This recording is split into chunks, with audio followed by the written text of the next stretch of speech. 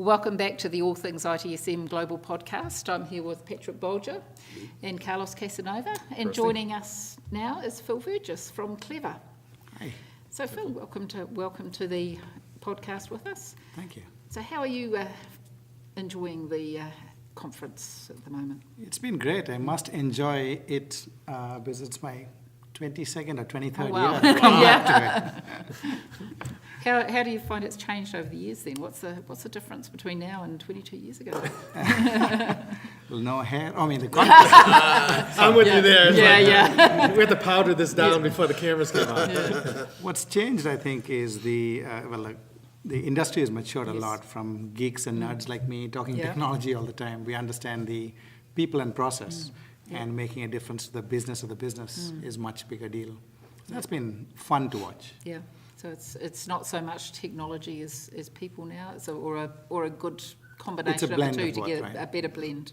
It seems to me that technology, people, even those of us in the field, understand that technology enables the people in the process and not is the be all and end all. So I got a question along that line. Just, I hear, the longevity of the space and whatnot. So I'm curious, in your experience, how many times have you seen the same cycle kind of go through? Because we've had these conversations where we have the same conversation year over year, and we wonder, are companies really moving forward? Are we seeing different companies? What story? So given that you've been to the conferences, longer probably than most of us, what's your take on that? Do you see that it's actually moving forward? Do you see those iterations and it's cycling, but it's still moving forward? I guess, what's your take on that? There's certainly cycles, but I think sometimes we're breaking out of them well. Okay. One of my mentors when I started was an expert on SLAs, and I did a lot of work with that as well as a practitioner. And then now my standard story with an SLA is, imagine if you had an SLA with your spouse. And the SLA says, I told you, I told you. Broken day one, I'm done. Hold on, are there service credits involved? If the SLA says, I love you twice, I love you, well, the answer is couch or hotel, right? But the point is the intent is very different. So that's an example of, I think, us going beyond the letter of the law. So now your company is Clever? Yeah, it's clever. Clever? It's a play on Archimedes and a knowledge lever.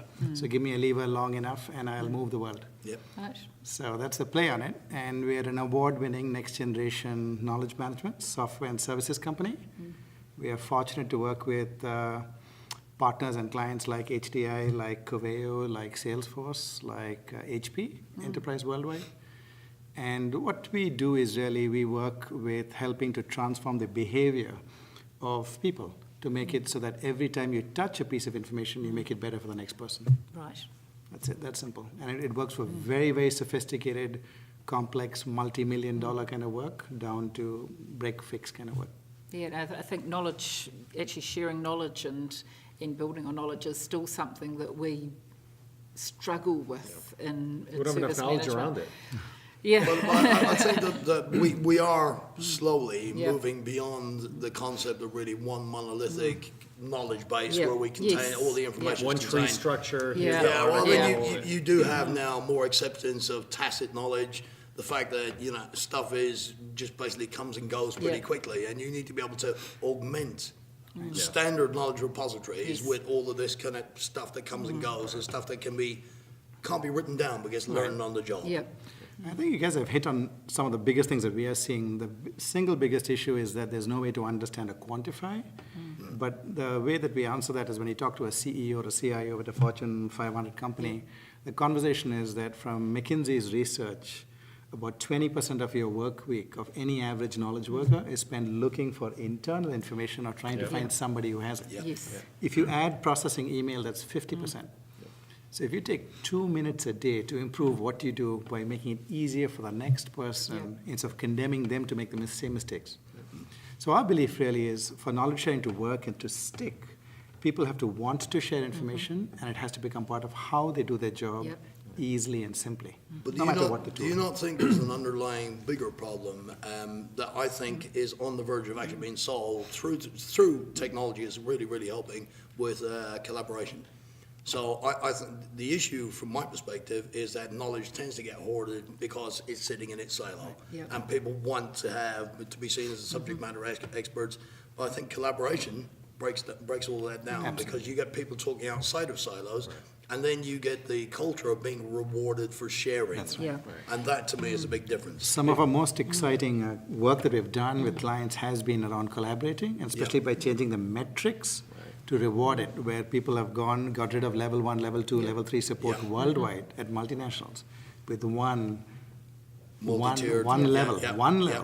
and people choose what they work on based on collaboration. That's clever. It's funny you were talking about, the whole percentage of time that gets, spent searching for stuff, because, specializing in config management, I tell people that all the time, is even if you don't put configuration management in place, but you address the searching thing, and if they're spending half or quarter of their time searching for stuff, and you reduce that by 50%, and you haven't done everything else, you've already saved them millions of dollars, tons of time, and they can actually get back to the work that they need to work on. Yep. And in this day and age with the cybersecurity stuff, I said, if they can actually get back to looking at the penetrations and looking at those things, imagine how much more secure your environments are, rather than, I just need to go find what that IP address is. Well, you It's are crazy. seeing a little bit more of that come into the enterprise. The consumer world has told us a lot. Things like trending, topics trending on Twitter Trending and and stuff like patterns. Yes. Yeah. that. Patterns, and that is beginning to seep in to the enterprise slowly.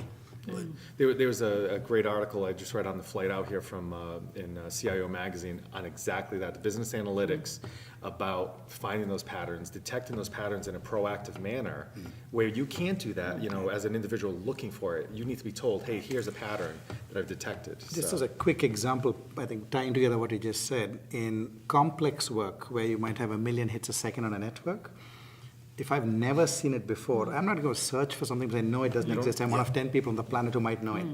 But the pattern and the reward and the what's in it for me is much more not finding somebody else's stuff, but showing a pattern match and then adjusting new.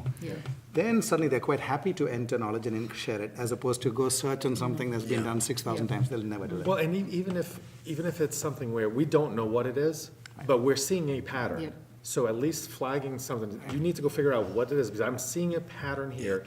And again, on the cybersecurity side, when you look at, these, advanced penetration things, they're in your environment for 5-6 months. There's a pattern there. I guarantee you, there's a pattern there. But like you said, you're not looking for it because you don't know what it looks like. If they detect that pattern, you can maybe address that far earlier, and you don't turn out to be the, Home Depot's, Targets, and, Yeah. 70 other companies that, So I found out we're only worth $20. I was talking to Rob. Yeah. That's what our data Yeah. records are on the black market, $20. Well, thanks a lot for your time this afternoon, Phil. It's been a pleasure talking to you, and good luck for the rest of the conference. Thank you. Thank you so you, much. Phil. Thank you, Phil. Bye. Cheers.